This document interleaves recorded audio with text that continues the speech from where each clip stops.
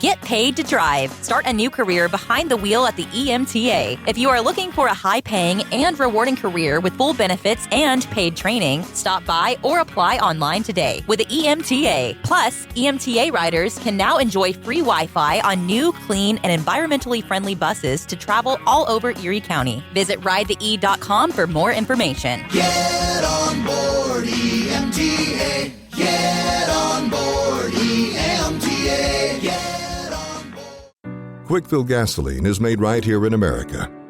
United Refining Company, who operates Quickfill, refines its gasoline from North American crude oil in Warren, Pennsylvania. When you buy United Refining Company gasoline at Quickfill, you keep jobs and businesses in America. And you keep American families strong.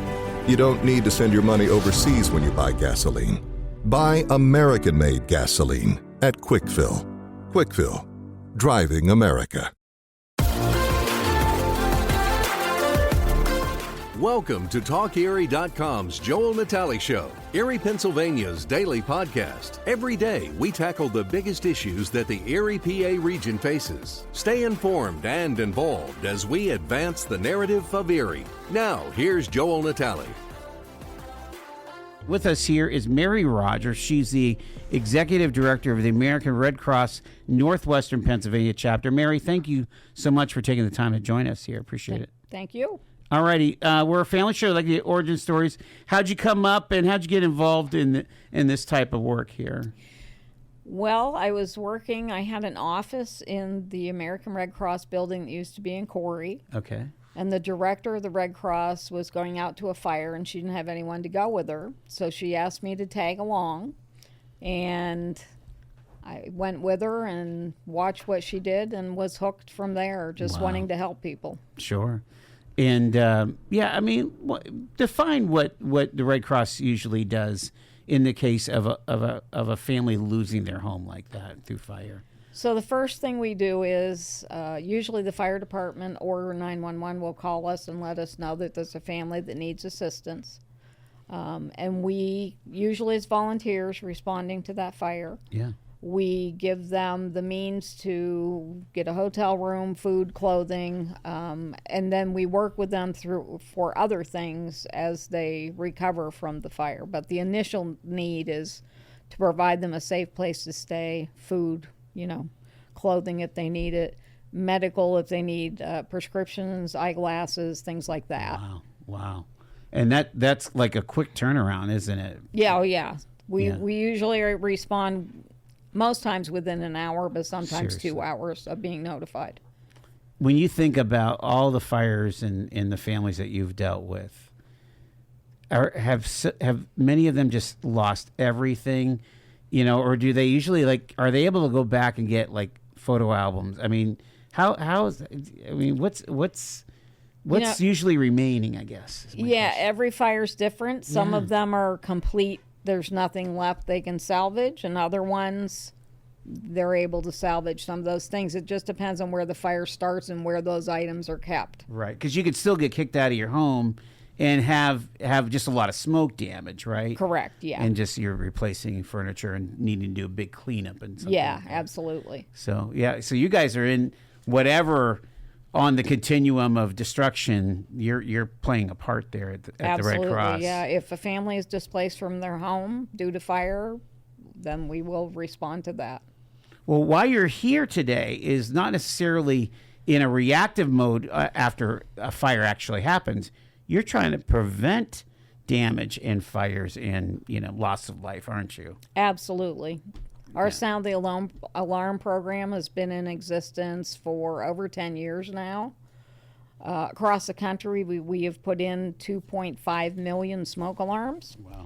Wow. And we really are doing that. It's not only about putting working smoke alarms in homes, it's about teaching the family about fire safety and having a fire drill if they have children in the home and having a meeting spot outside.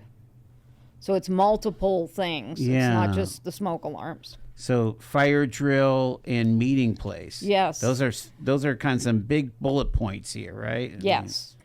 Interesting.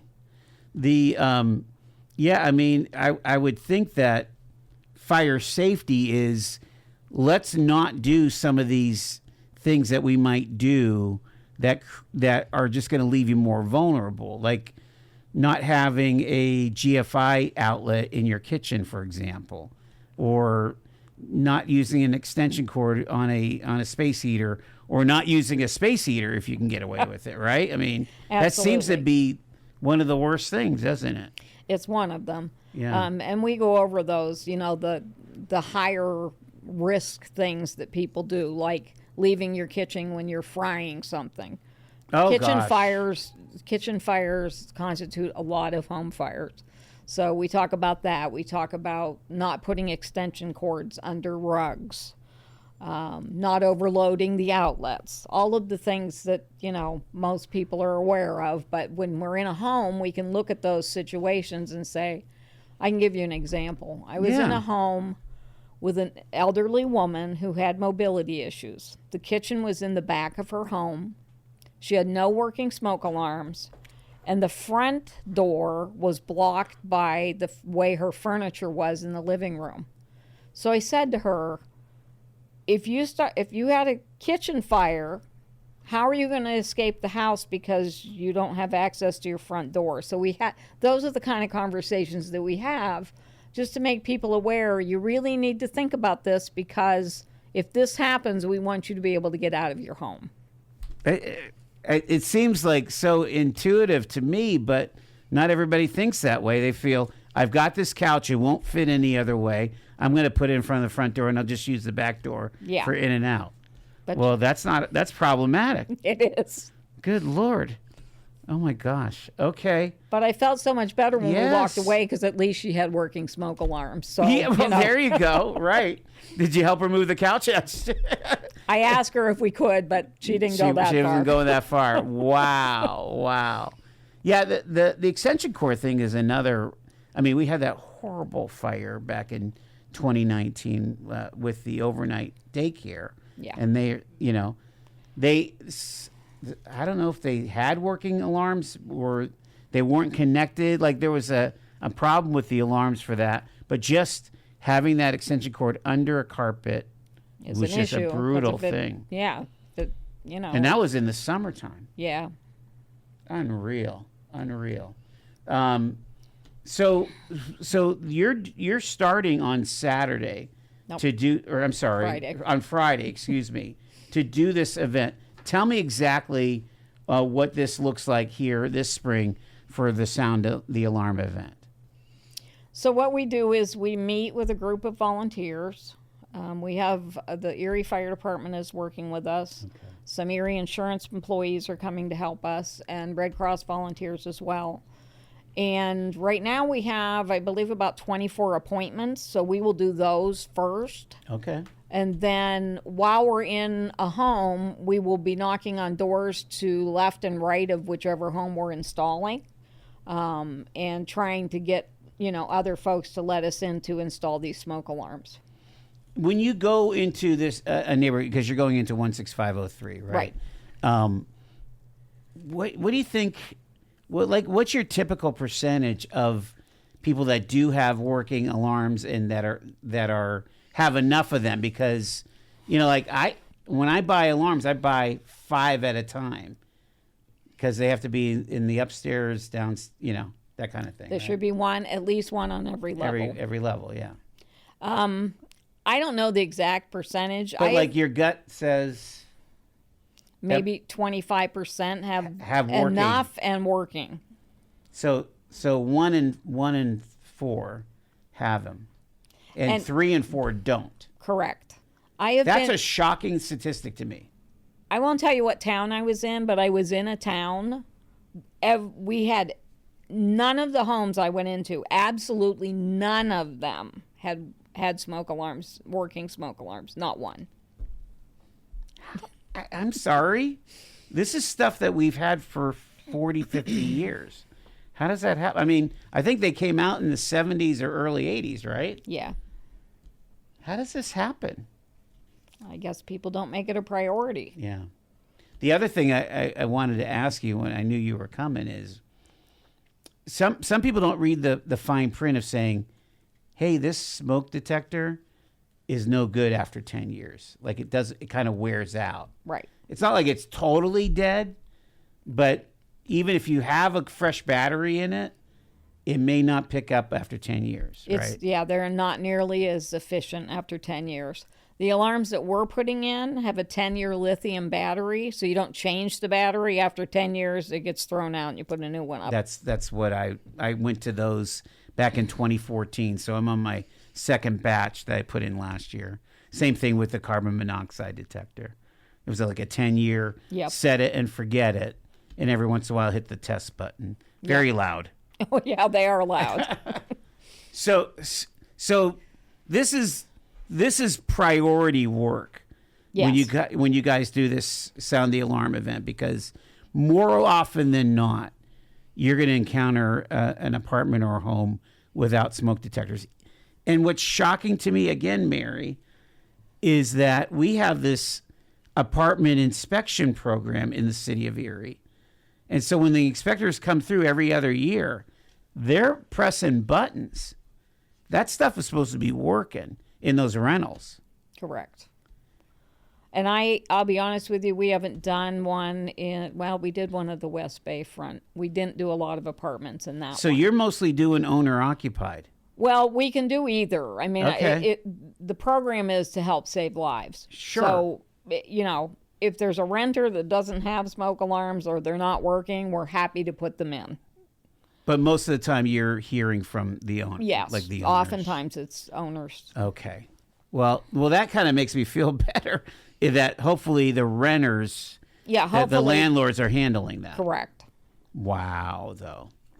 And you're well, let me take my break, but you are going to be launching from the Armory and kind of fanning out from there. Is that how that's working? Absolutely. That's what we're doing. Yeah. That's yeah. why we chose that location, because we could start there and make our maps and where each volunteer group was going to go from that. Are you looking for more volunteers for? We can always, the more we have, the more houses we can touch. Sure. Okay. So, yeah. Before I go to break, why don't you tell us how somebody can volunteer for this event on Friday here? They could call the office at 814-833-0942 and hit the 0 option. Do they need to know anything? I mean, as long as they could swing a screwdriver, right? I mean, Right, yeah, they have to and do a lot of walking. a lot of walking. Yeah. Okay. Yeah. Do they carry a little step stool with them usually? Usually, if depending on where the appointments are, if they're far apart, then we drive a vehicle. If not, if it's all in one street, then we might just take a wagon down through and do everybody. With everybody. Yeah, it just depends on how the appointments are set up. You have been called To do good. To feed the hungry. to love with action, To be a light in the darkness. To love your neighbor. To teach wisdom. To walk humbly. To love mercy. To care for the least of these. Will you accept the call? This is our city. Our mission. Visit eriecitymission.org/volunteer to accept the call today. All year round, Frontier Home Products and Design has what you need to make your home comfortable and beautiful. Relax on a new timber tech deck designed by Frontier's experts. A new fireplace from Frontier Home Products Fireplace Gallery adds warmth and serenity to any home. Beauty and versatility at Frontier Home Products and Design Center, 4213 Peachtree East 5th next to the Bayfront Highway. Frontier Home Products and Design Center. Discover a new frontier. PA contractor number PA 039007. I feel, Mary, this is an opportunity here while we're on the radio to just kind of continue to share best practices. I know we're getting out of the winter, but, my furnace will be on until Memorial Day, more than likely, right?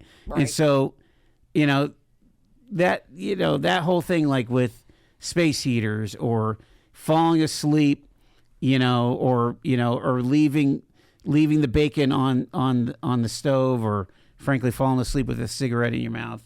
It's all problematic. It is. It is. So the idea of kind of thinking, kind of being prepared. You know how they tell us to drive defensively? You can kind of live defensively against fire. Certainly. Absolutely. And for us, preparedness is, almost a bigger part of this than response, because, people don't have these fires, then they don't have all this trauma in their lives. Wow. Yeah. Yeah. You could tell the stories of how lives have been shattered because of fire, either through loss of life or loss of property or. Absolutely.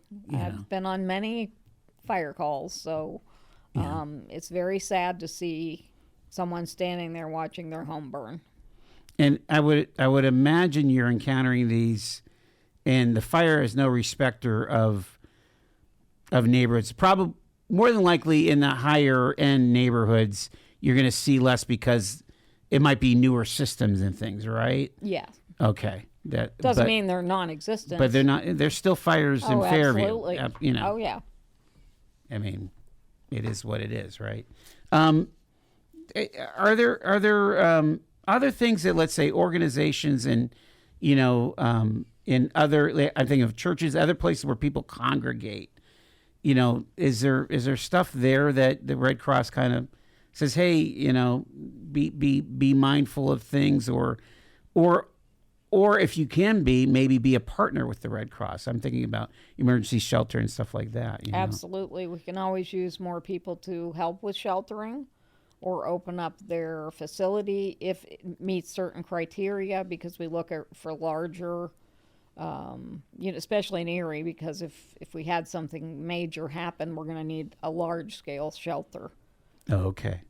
So you kind of keep an inventory of what could be a possibility for an auditorium, for cots and... Right, absolutely. Yeah, and we have disaster trailers that have cots, blankets, comfort kits, all those things ready to go, so that if we get called to open a shelter, we just hook onto that trailer and head for the location. Did you guys have to get involved with Snowmageddon here? We had 3 partner shelters open during that, yes. How did that work? Like, who was coming to those places? They were warming stations mostly, but we had people that were stuck here that were traveling that on 90. Couldn't get anywhere, so they're just stuck. So yes, I think we had 3 open. Wow. 1 on each side, 2 on this side of town and 1 on the other side. Right. From people coming different directions and just, dead stop with all the snow. Yeah. And how does that work with your volunteers? You just have a team that responds? Do. And that one, unfortunately, a lot of our volunteers couldn't even get out of their own homes.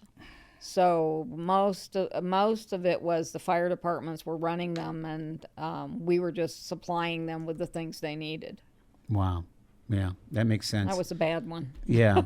How about your response as an Erie or Northwest PA Red Cross to some of these more national disasters? I'm especially thinking of like North Carolina. You sent a crew down there? We've sent many volunteers to national. Yeah. Just some of our volunteers want to do national deployments and others don't. But we have people that'll go to a national deployment. 2 weeks later, they rest for 2 weeks, and then they go again to something else.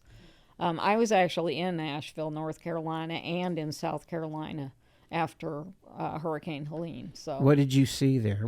How could you describe utter devastation. It was from the mudslides and all that. The water. The water. Any place there was even a little tiny stream turned into the raging rapids. Homes destroyed, businesses destroyed. Part of downtown Asheville was completely submerged. And that's a beautiful town, too. At least it was. And when I was there, probably 3 weeks after landfall, they still didn't have water they could use. I think it took them quite some time to get there. So, wow. Yeah. Wow. And the Red Cross can do only so much. FEMA has to do the heavy lifting. The state of North Carolina has to do a lot of heavy lifting. Yeah. We raised a lot of money for especially North Carolina, but also Florida. So I know that we're still providing financial assistance to many of those families. Oh, wow. Okay. And the same thing would come up here if we had something. Absolutely. The good thing is that we tend to not get those huge natural disasters. We've been very lucky. Yeah. I mean, probably the old timers probably would remember the Albion tornadoes, Yep. but that's probably the last major loss of life and Yeah. major damage that way. All right, I'm coming in for a landing here, and I think we're kind of covering everything. I want to make sure that we do, though. The Home Fire campaign has helped save at least 2,284 lives since launching some 11 years ago with this Sound the Alarm event. And so, again, there's still an opportunity for people to volunteer to help install these fire alarms. And how many are you hoping to place, you think? We're hoping at least 150 alarms. Wow. Okay. That's cool. And there's still an opportunity for people that might want to make an appointment for you to come to their house Yes, to get a hold of you guys? How do you do that? The number is 814-240-7667. Leave your name and address, and we will confirm with you. Fantastic here. And again, this is all happening with financial help from partners like Erie Insurance, Halmet Aerospace, NiSource, Columbia Gas, UGI, UPMC Hammett, and UPMC Health Plan, EQT, FedEx, and MSA Safety. You got a lot of friends over there, Mary. Thank goodness. That's fantastic. Well, I appreciate you coming on because like I said, this is just one of those things I'm a stickler about, and everybody needs to be. It doesn't matter. You just never know when you never know when a connection goes south on you or something. Yeah, and you only have 2 minutes to escape a burning home. So if you don't have those smoke alarms, it's not a good outcome. Yeah. Wow, my goodness. I appreciate it. Again, Mary Rogers, the Executive Director of American Red Cross, Northwestern Pennsylvania Chapter. I hope you have good weather. I think you might on Friday. No rain would be good. That would be fantastic. You've been listening to The Joel Natale Show, Erie, Pennsylvania's daily podcast from TalkErie.com. Subscribe to our show on your favorite podcatcher and get involved by emailing joel@TalkErie.com.